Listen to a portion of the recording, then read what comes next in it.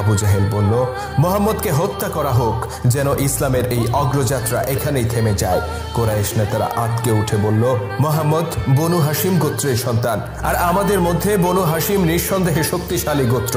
আমাদের কেউ যদি তাকে হত্যা করে, তাহলে বনু হাশিম তার রক্তের বদলা নিতে অবশ্যই তাকেও হত্যা করবে। এভাবে দুটি গোত্রের মধ্যে লেগে যাবে ভয়ানক যুদ্ধ। একটি ফিতনা দূর করতে গিয়ে আমরা কি আরেকটি ফিতনায় জড়িয়ে যাব? আবু জাহেল বলল, আমার কাছে রয়েছে এর উত্তম সমাধান। আমরা কুরাইশদের প্রতিটি গোত্র থেকে একজন করে শক্তিশালী যুবককে বাছাই করব আর গড়ে তুলব একটি সম্মিলিত দল। এই দলটি রাতের অন্ধকারে মুহাম্মদের উপর হামলা করবে আর একসাথে তাকে আঘাত করে হত্যা করবে। অতএব তাকে হত্যা করার দায় কারো একার উপর বর্তাবে না। বনু হাশিম কোনো বিশেষ ব্যক্তি বা গোত্রকে এই হত্যাকাণ্ডের জন্য দায়ী করতে পারবে না। কুরাইশ নেতারা বলল, মারহাবা মারহাবা হে আবুল হাকাম, নিঃসন্দেহে আপনি আমাদের মধ্যে সবচেয়ে বিজ্ঞ ব্যক্তি আর উত্তম পরিকল্পনাকারী। কিন্তু তারা জানত না, ঘৃণিত আবু জাহেলের এই চক্রান্তকে নস্যাৎ করে দেওয়ার জন্য এর চেয়েও উত্তম পরিকল্পনা করে রেখেছেন বিশ্বজাহানের প্রতিপালক মহান আল্লাহ তাআলা। তিনি তার হাবিবকে জানিয়ে দেন এই ষড়যন্ত্রের কথা। অতঃপর আল্লাহ পাকের নির্দেশে ওই রাতেই মদিনার পথে রওনা হওয়ার প্রস্তুতি নেন রাসূল পাক সাল্লাল্লাহু আলাইহি ওয়াসাল্লাম। খবর পাঠানো হয় প্রিয় সাহাবী আবু বকর রাদিয়াল্লাহু তাআলা আনহুর কাছে। সিদ্ধান্ত হয় রাত্রিকালে তারা দুজনে মিলে রওনা হবেন মদিনার পথে। এদিকে আবু জাহেল ও কুরাইশ নেতারা দ্রুত বিভিন্ন গোত্র থেকে একজন করে শক্তিশালী যুবককে বেছে নেয়। তাদের প্রত্যেকের নিকট ছিল ধারালো তলোয়ার। আবু জাহেল পরিষ্কারভাবে তার পরিকল্পনা তুলে ধরে ঘাতক দলটির কাছে। সে বলে, আমরা রাতের অন্ধকারে মুহাম্মদের ঘর ঘেরাও করব। সে যেন পালিয়ে যেতে না পারে সে ব্যাপারে সজাগ দৃষ্টি রাখব।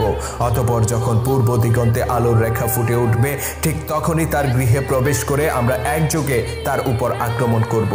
তাকে হত্যা না করে আমরা ক্ষান্ত হব না, আর প্রত্যেকে একটি করে হলেও তাকে আঘাত করব।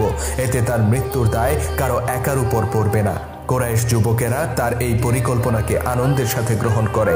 অতঃপর আবু জাহেলের নেতৃত্বে তারা এগিয়ে যায় রাসূল পাক সাল্লাল্লাহু আলাইহি সাল্লাম এর গৃহের উদ্দেশ্যে। এদিকে মক্কাবাসীর যত আমানত রাসূল পাক সাল্লাল্লাহু আলাইহি সাল্লাম এর কাছে গচ্ছিত ছিল, সেগুলো প্রিয় ভাই আলী ইবনে আবু তালিবকে বুঝিয়ে দেন। তিনি বলেন, প্রত্যেককে তাদের সম্পদ বুঝিয়ে দিয়ে তুমিও রওনা হবে মদিনার উদ্দেশ্যে। এখানে তোমাকে সহযোগিতা করার মতো কেউ রইল না, কিন্তু আল্লাহ পাকের উপর ভরসা করে আমি তোমাকে রেখে গেলাম। নিশ্চয়ই তিনি তোমাকে রক্ষা করবেন। অতঃপর বন্ধু আবু বকরকে সাথে নিয়ে পিতৃপুরুষের ভিটামাটি ছেড়ে সবকিছুর মায়া ত্যাগ করে তিনি চিরদিনের জন্য রওনা হয়ে যান ভিন দেশের উদ্দেশ্যে।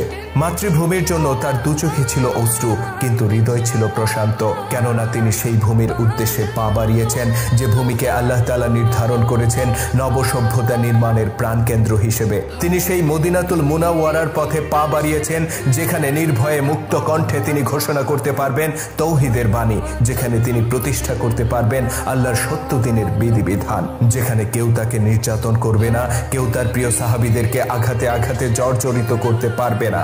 তাই পিতৃপুরুষের ভিটেমাটি ছেড়ে যাওয়ার বেদনা তাকে যতটা আহত করেছিল, তার চেয়েও বেশি আশা জাগিয়েছিল নতুন ভূমির হাতছানি। প্রিয় ভাই আলীকে বুকে জড়িয়ে তার জন্য দোয়া করে তিনি রওনা হয়ে যান আল্লাহর মনোনীত ভূমির উদ্দেশ্যে, আর তার সঙ্গী হন প্রিয় বন্ধু আবু বকর। কিন্তু যতক্ষণে তিনি ঘর থেকে বের হয়েছেন, ততক্ষণে সেখানে পৌঁছে গিয়েছে আবু জাহেল ও তার ঘাতক দল। তারা এতটাই নিকটে ছিল যে তাদের চোখে ফাঁকি দিয়ে বের হওয়ার কোনো সুযোগ ছিল না। কিন্তু প্রিয় হাবিবকে সেদিন রক্ষা করার দায়িত্ব নিয়েছিলেন স্বয়ং আল্লাহ রাব্বুল আলামিন। তিনি তার হাবিবকে বুঝিয়ে দিলেন কি করতে হবে। রাসূল সাল্লাল্লাহু আলাইহি সাল্লাম মাটি থেকে এক মুঠো ধুলি হাতে তুলে নিলেন।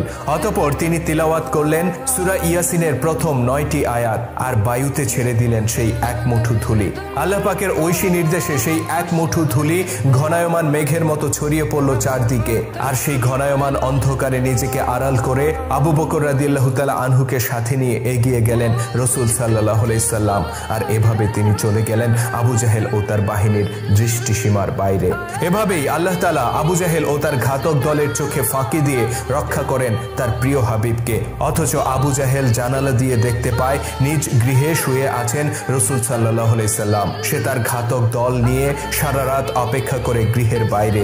প্রভাতের আলো ফুটে ওঠার সাথে সাথে যখন সে দরজায় কড়া নাড়ে, তখন ঘর থেকে বের হয়ে আসেন আলী রাদিয়াল্লাহু তাআলা আনহু। রাসূলের ঘরে আলী বিন আবু তালিবকে দেখতে পেয়ে ক্রোধে চিৎকার করে ওঠে আবু জাহেল, কিন্তু তখন তার কিছুই করার ছিল না। ততক্ষণে মদিনার পথে বহুদূর এগিয়ে গেছেন আল্লাহর প্রিয় হাবিব রাসূল আকরাম সাল্লাল্লাহু আলাইহি ওয়াসাল্লাম। মহান আল্লাহ